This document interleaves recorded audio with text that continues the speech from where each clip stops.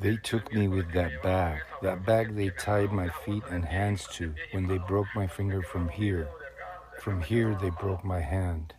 That bag Juan Antonio Pineda is referring to is the RAP, a restraint system used by law enforcement throughout the country. The wrap is meant to stop a fight, to eliminate the strikes and blows, to make somebody sit comfortably, again, reasonably comfortable, right? It's not a comfortable situation.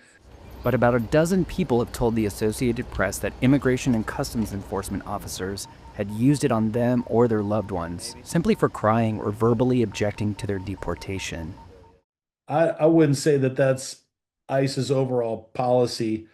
I don't think that's because if it was anybody's policy, I'd have a hard time working with that organization, right? Because that's not the purpose of the wrap. In response to an AP query, Assistant Homeland Security Secretary Tricia McLaughlin wrote, "The use of restraints on detainees during deportation flights has been long-standing standard ICE protocol and an essential measure to ensure the safety and well-being of both detainees and the officers' agents accompanying them."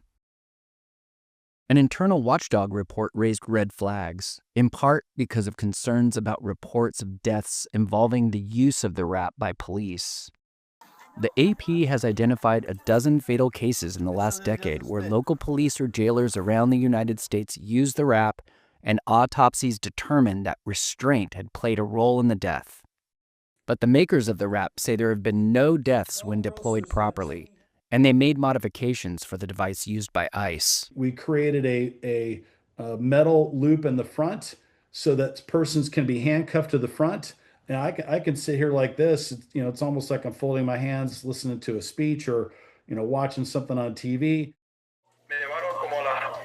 Pineda, the El Salvadoran man who said he was in the country legally, says ICE officers kept him in the wrap for over 16 hours during 2 round trips to the Mexican border. He has since been deported to that country.